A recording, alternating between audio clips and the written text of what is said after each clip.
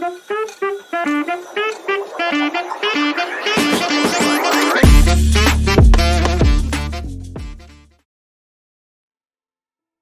everyone, this is Christian at welcome sa aking channel.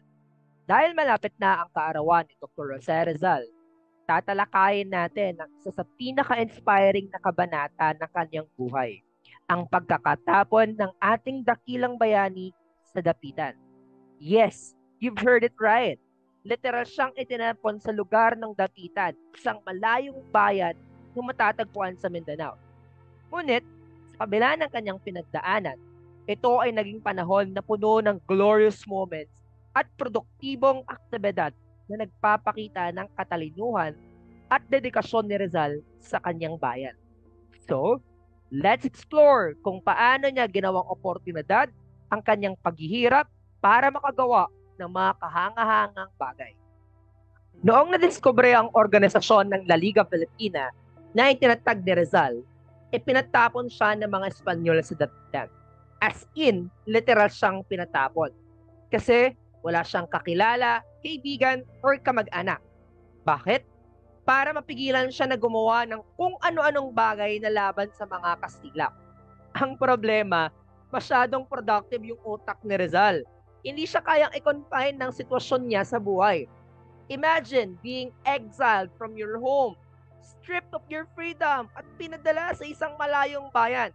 Maraming makakaramdam sa atin ng setback, loneliness, isolation, frustration, or kung anumang negative emotions ang meron sa'yo.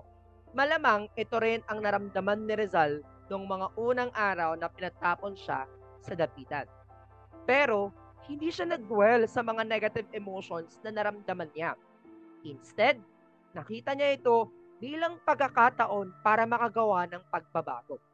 As a matter of fact, historians agreed that his exile period in Dapitan was the glorious moment of his life. He became more productive in that place in comparison to the time that he was in abroad.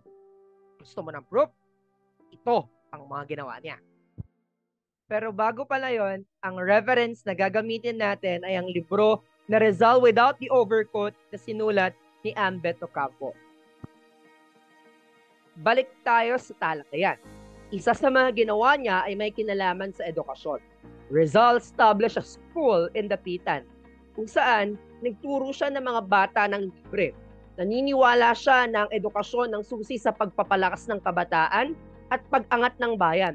Nagturo siya ng mga subjects tulad ng mathematics, history at science na naghuhulma ng values ng sipag at disiplina sa kanyang mga estudyante. Ang paraan ng kanyang pagtuturo ay hindi nakakulong sa silid-aralan. Life experiences ang paraan ng kanyang pagtuturo. Character, attitude, at inner being ang pinakagustong mabuo ni Rizal sa loob ng kanyang paaralan. At syempre, hindi lang sa edukasyon tumigil si Rizal. Isa rin siyang remarkable scientist. Nag-conduct siya ng iba't ibang scientific studies kabilang ang pag-collect at pag-classify ng maraming specimens ng flora at fauna sa rehiyon. Naging farmer din siya. Meron siyang nabiling lupa sa dapitan at marami siyang naitanim katulad ng puno ng lansones, langka, santol, mangga, buko at marami pang iba. At ano bang gagawin niya dun sa napakaraming prutas na naitanim niya? Di ibebenta, kaya during that time, naging entrepreneur din siya. Nakapag-establish din siya ng piggery. Ang galing, di ba? Businessman ng lolo mo. Nagpatayo pa siya ng maliit na klinika kung saan ginamot niya ang mga pasyente. Pinagsama ang kanyang kaalaman sa medisina at kanyang tunay na malasakit sa kapwa. Gamit ang kanyang skills bilang ophthalmologist, Rizal performed eye surgeries at ginamot ang mga pasyente mula sa iba't ibang bahagi ng rehiyon. Nakadesign at nag-construct din siya ng water system para mabigyan ng malinis na tubig ang mga tao. Pinaganda rin ang drainage system sa bayan. Nagpapakita ito ng kanyang galing sa engineering. Hindi lang medisina at science ang pinagbuhusan niya ng oras. Malaki rin ang kanyang kontribusyon sa infrastructure sa dapitan. Sa kanyang mga tahimik na sandali, pinagpatuloy ni Rizal ang kanyang mga literary at artistic pursuits. Nagsulat siya ng mga tula at iham. Ang kanyang artistic talent ay makikita rin sa kanyang mga sketches at sculptures. Ito ay nagpapakita ng kanyang malalim na pagmamahal sa kagandahan at kultura.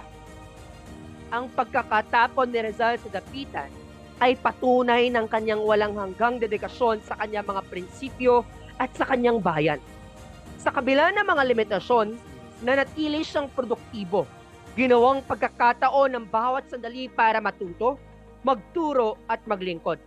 Ang kanyang panahon sa dapitan ay nagpapaalala sa atin na kahit sa harap ng adversity, maaari pa rin nating makamit ang kadakilaan sa pamamagitan ng katatagan, pagkamalikhain at isang matibay na sense of purpose. Anong aral ang pwede nating makuha mula sa panahon ni Jose Rizal sa dapitan? Very simple. Never let circumstances define you. Kung nabuhay ngayon si Rizal sa panahon natin, I'm sure that he would be able to thrive and succeed in our situation. Kasi naranasan niya na yung may patapon siya sa isang lugar na walang-wala siyang magagamit para mabuhay, kundi kung ano lang ang meron siya. Nagawa niya makapag-adjust, ma-overcome ang problema sa kanyang sitwasyon. Dahil doon, naging achiever siya.